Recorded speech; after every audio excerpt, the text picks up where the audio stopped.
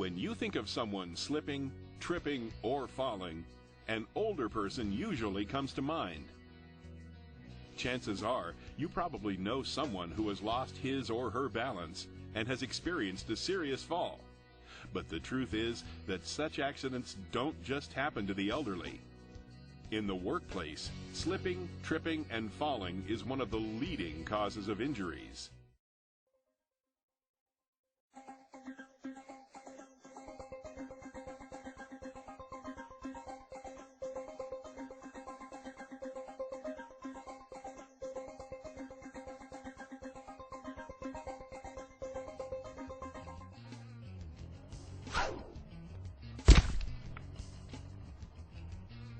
According to OSHA, slip, trip, and fall accidents account for the majority of workplace injuries and are a major cause of accidental deaths, second only to motor vehicle accidents.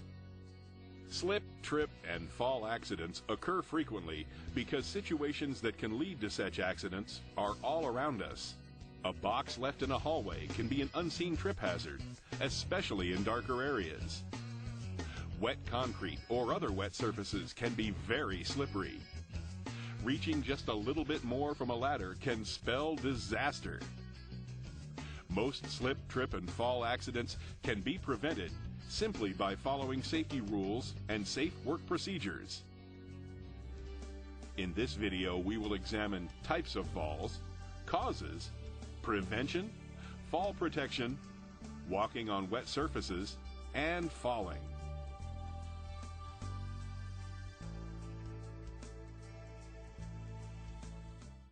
There are two types of falls that can occur: same-level falls and elevated falls. This program will mainly address same-level falls. Falls from elevations require specialized protection and training and will only be discussed briefly in this training program. Same-level falls occur more frequently and are primarily caused by slipping or tripping. A same-level fall usually results in less severe injuries than falls from elevations and are mostly back-related injuries, broken bones, sprains, or strains.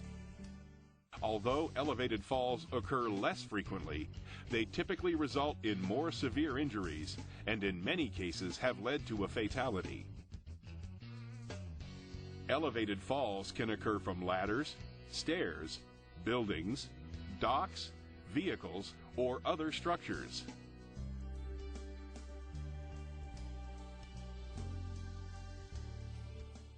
There are many hazards which lead to slips, trips, and falls.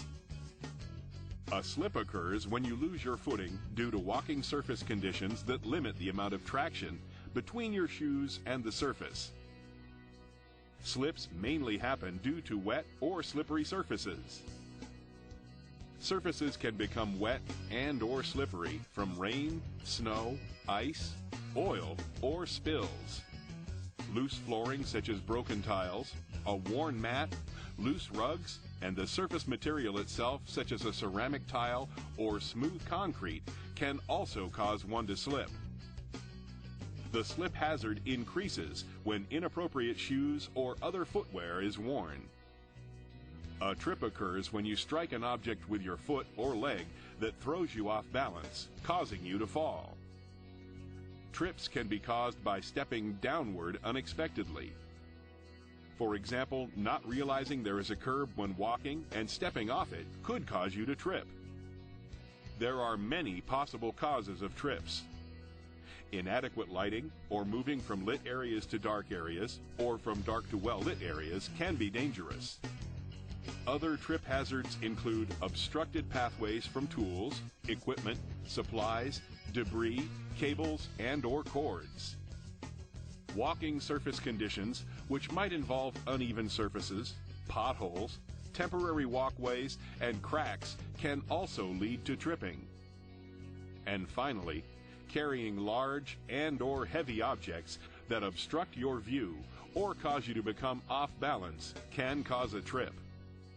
A fall occurs when you are thrown off balance and you go from a standing or erect position suddenly and unexpectedly to a downward movement, or you drop from one level to a lower level. Slipping and tripping usually results in a fall. Other types of falls include falls from ladders and scaffolds. Misuse or inappropriate actions can be very dangerous when using ladders and scaffolds and usually lead to injury accidents. Getting in and out of equipment, trucks, and other vehicles always presents a fall hazard. Traction is generally low when stepping onto or off of the metal steps, tailgates, or other parts of such equipment. Riding on the outside of equipment and vehicles is also dangerous unless there is appropriate seating. Many companies prohibit riding on moving equipment. Moving up or down stairs can be hazardous, especially while carrying something. The potential for a fall accident is also greater when the stairs are wet or when clutter is stored on the steps or you are unable to use the handrails.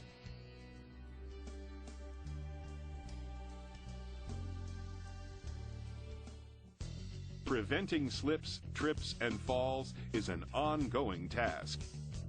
Every day you should look around and inspect your work environment for hazards or potential hazards. Be aware that the potential for hazards can change frequently, even during the workday.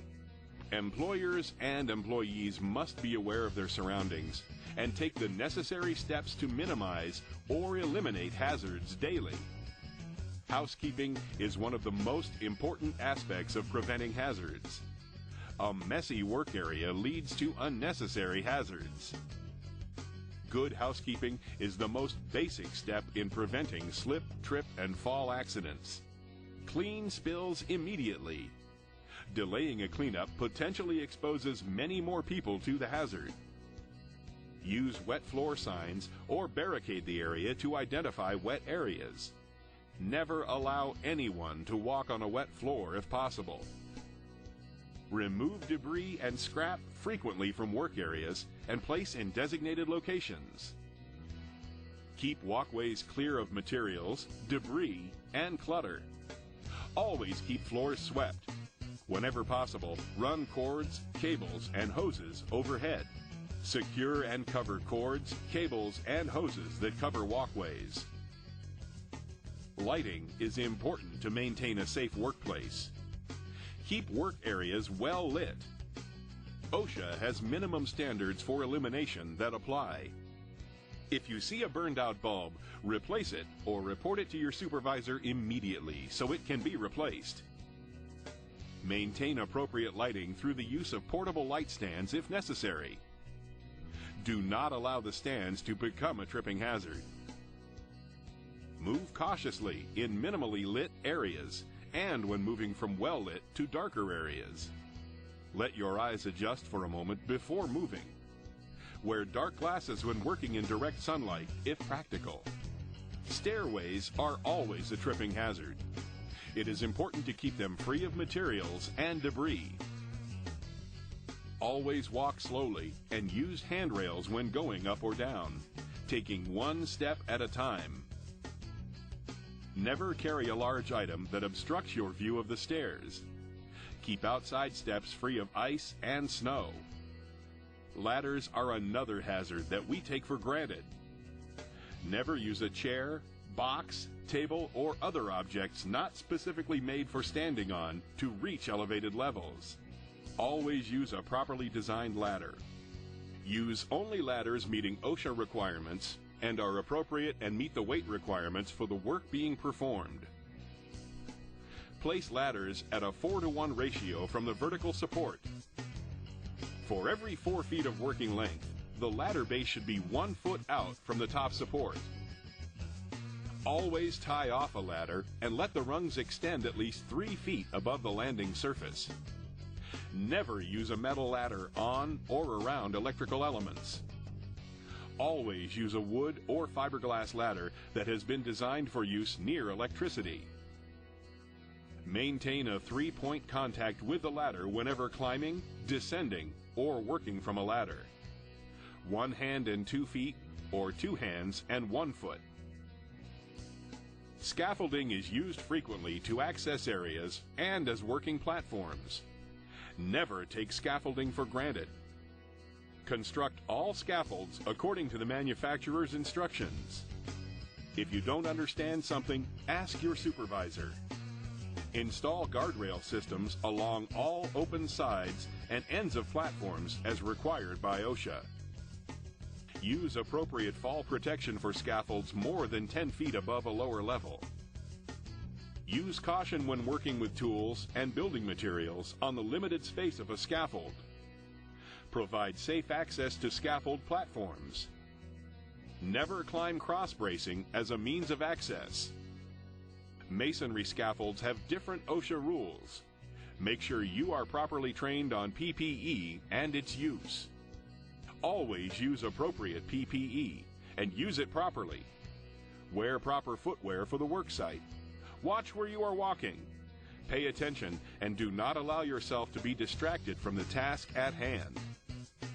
Never rush through a task. Work at a normal pace. If you don't understand, ask your supervisor. Carry fewer objects and make more trips. Get help moving large, heavy, or awkward-shaped items. Report all slip, trip, or fall accidents, even if no one was hurt. This will allow changes to be made to avoid the incident from reoccurring. By not reporting, someone might be injured if it happens again.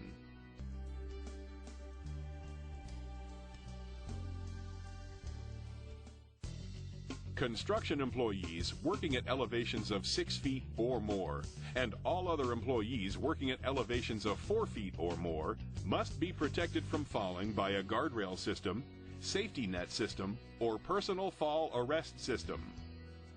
This OSHA-mandated rule applies to ramps, runways, open-sided floors or platforms, and other working and walking surfaces.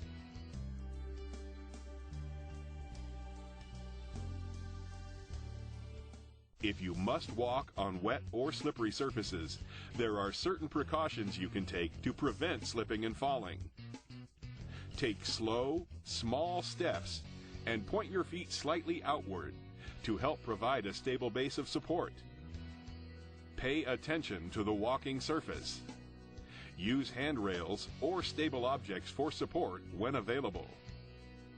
Your arms and hands help stabilize you when walking. Do not walk with your hands in your pockets. Avoid sharp turns and quick movements. Wear slip-resistant footwear.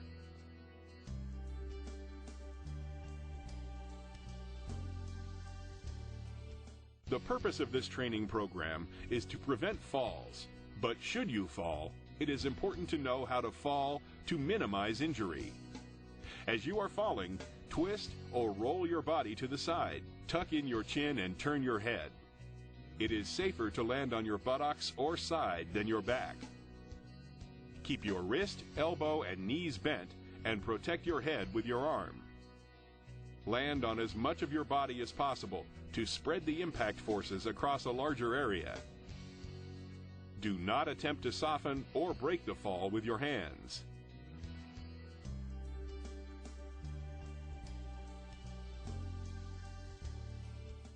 Slips, trips, and falls continue to be a major problem in the workplace. Knowing the causes and steps to prevent slips, trips, and falls will make you a better worker and a safer one.